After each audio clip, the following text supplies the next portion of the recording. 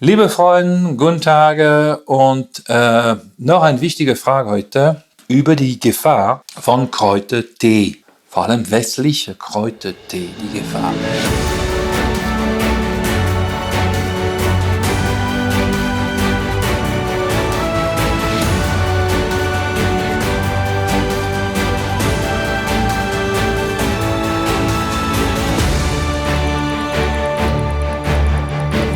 Die Frage heute bezieht sich auf westliche Kräutertee, nicht chinesisch, sondern westliche Kräutertee, die einfach so hin und her so einfach getrunken wird. Ja.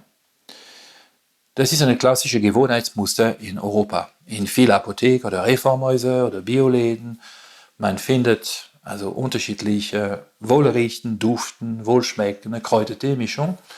Und viele Leute trinken diese Kräutertee einfach so willkürlich ein für vormittags, mittags, nachmittags, abends und so weiter. So etwas gibt es eigentlich nur in Europa. Ich kenne keine traditionellen Art, weder chinesisch, tibetisch oder ayurvedisch, der so auf eine Idee käme, einfach willkürliche Kräutermischung, ja, so ohne Differentialdiagnostik, einfach nur so zu sich nehmen. Ein von meinen Lehrern sagte einmal während einer Behandlung, er guckte mich an und sagte, weißt du, Claude, du musst sehr vorsichtig sein, weil in Europa wirst du Patienten sehen oder treffen, die sich buchstäblich mit sogenannten Gesundheitskräutertee-Mischung sich krank gemacht haben. Ja. Erstmal habe ich es nicht ganz geglaubt. Ist doch klar, weil du Anfänger bist, ja, bist ein bisschen skeptisch. Mit der Zeit und durch meine jetzt klinische Erfahrung, ich muss zugeben, er hat recht gehabt. So, wenn du die Fragen stellst, zum Beispiel als Therapeut, was trinken Sie? Und der Patient sagt, na ja, ich trinke Wasser, ich trinke Wein. Aber es gibt Leute, sogenannte alternativen Leute, die sagen oft, ich trinke einen Kräutertee. Und das Erste, was du sofort fragen musst, ist, was meinen Sie jetzt mit Kräutertee? Welche Kräutertee-Mischung? Und ihr werdet die Antworten sehen. Das ist manchmal ein bisschen erschreckend. Manche sagen, ja, ehrlich gesagt, ich weiß es nicht, das schmeckt nur gut. Also ich habe 10, 12 unterschiedliche Tee zu Hause oder ich mache meine Mischung selbst. Das ist Therapie. Kräuter sind Medizin, das ist Therapie. Also für die mal in China, in Tibet, in Asien gewesen sind, habt ihr gesehen, dass viel von vor allem traditionelle Leute trinken entweder kochendes Wasser, gekochtes Wasser warm oder ganz verdünnte grüne Tee. Also ich habe bis jetzt nie kein einziges von meinen Lehrern gesehen, die nur als Spaß so jeden Tag etwas anderes zu sich genommen haben. Nur als Spaß, nein. Das sind, wie gesagt, Kräutermischungen sind Medizin. Ja. Und in der Tat, wenn du einfach solche Mischungen machst, ja, das entsteht im Körper was. Aber viele Leute denken, naja, es ist gesund. Ich habe etwas jetzt genommen für meine Leber, ich nehme jetzt etwas für meinen Verdauungstrakt. Aber letztendlich, was man oft merkt, ist, dass diese Leute null Kenntnis haben. Weder Differentialdiagnostik noch wirklich tiefen Kenntnis über das, was sie trinken. So, sei bitte achtsam hier damit. Viele Krankheiten ist schon, ich betone es hier heute, können aufgrund von falschen Kräutermischungen entstehen. Dann gibt es noch einen zweiten Punkt und das sind so Therapeuten, die Hypochondren sind. Also es gibt Therapeuten, Mediziner, Heilpraktiker, TCM-Therapeut, die Hypochondren sind und haben dieses ständiges, kontinuierliche Bedürfnis, etwas zu nehmen. Also es sind Leute, die hören nicht auf, also Kräuter zu trinken, Präparat auszuprobieren und so weiter. Na, es ist schon okay, wenn man weiß, was man tut, aber es gibt eine Krankheit in der TCM, wirklich, es gibt eine Krankheit, die durch sogenannte Kräutervergiftung entsteht. Ich meine jetzt hier nicht so Kräuter, die toxisch sind, sondern es gibt Leute letztendlich, die bringen ihre Körper aus dem Gleichgewicht, weil sie ein bisschen so kräuterabhängig geworden sind. Und die sind ständig aus Angst, aus Unsicherheit, aus falscher Diagnostik heraus ständig auf die Suche. Heute nehme ich das, dann nehme ich das. Ich nehme das, um meine Milz zu stärken. Ich möchte meine Nieren stärken. Ich möchte Nesselhitz. Das heißt, die betrachten sich selbst als Kranken die ganze Zeit. Die geben ihrem Körper keine Ruhe.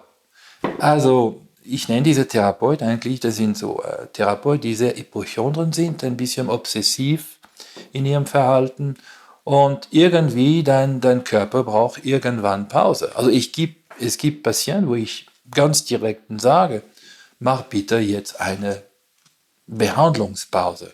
Es reicht. Es reicht nicht nur mit Kräuter, es reicht mit Akupunktur, es reicht mit Massage. Versucht bitte für eine Zeit von 2, 3 Wochen, ohne diese ganze Therapie auszukommen, entspann dich. Isst normal, trinkt, entspann dich. Ja? Weil du bist zu obsessiv dabei und du betrachtest deine Körper nicht als ein Reichtum oder als etwas perfekt und strahlend, sondern immer als etwas Krankes. Ja? Also eine Pause ist manchmal keine falsche Entscheidung. Außer der Patient ist wirklich krank, ist doch klar, da man braucht eine gewisse Kontinuität. Ich rede jetzt hier nur von Leuten, die eigentlich keine Beschwerden haben, in keiner Form, und trotzdem das Trinken, das Nehmen ununterbrochen. Das ist nicht gut. Also es gibt einen Moment, man muss schon eine Pause einlegen.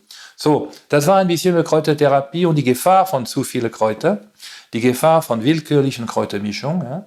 Und ja, ich gebe euch ein kleines Beispiel, dass ihr das hier versteht. Nehmen wir ein sehr verständliches Beispiel, die Behandlung von Blasenentzündung.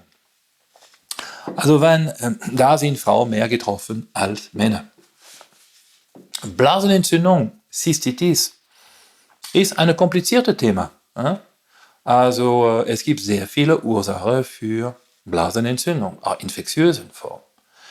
Und es gibt Defizienzformen, also es gibt sogenannte die Feuerform, die Feuchtigkeitsform, die Qi-Stagnationsform, die Blutstagnationsform, die Bluthitzeform und die sogenannte Lauform, die Erschöpfungsform, Ost-Qi-Mangel, Yin-Mangel, Yang-Mangel.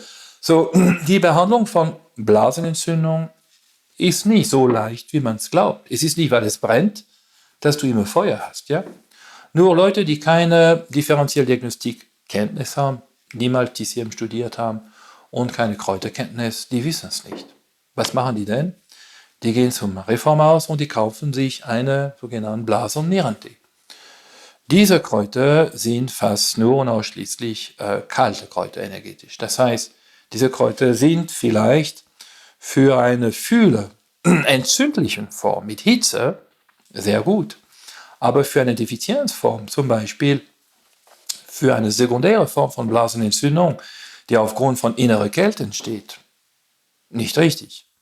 Und noch dazu, auch wenn der Patient eine Fühle Hitzeform oder feuchte Hitzeform hätte von Blasenentzündung, die Dosierung reicht nicht aus. Das heißt, letztendlich du nimmst etwas, was eine kurzfristige Erleichterung auslöst, aber langfristig die Ursache für deine Beschwerden verstärkt. Und deshalb möchte ich euch wirklich empfehlen, spiele nicht rum mit Kräutern. Entweder hast du das Wissen, und wenn du das Wissen nicht hast, bitte, du solltest dich an einen erfahrenen TCM-Kräutertherapeut referieren, vor allem jemand, der die Kunst des Differentialdiagnostik beherrscht und vor allem die Kräutertherapie beherrscht. Und er wird in deinem Fall eine Rezeptur zusammenstellen, weil es wirklich diese Form von Blasenentzündung, vielleicht eine herzbedingte Form, eine milzbedingte Form, eine nierenbedingte Form, richtig behandeln kann. Weil sonst, wenn du zu lange falsche Kräuter nimmst, es könnte resistenten, also toxischen Herden verursachen. Und dann ist es nachher sehr schwierig. So, das sind so ein paar Gedanken und ich bedanke mich für eure Aufmerksamkeit und wir sehen uns bald wieder.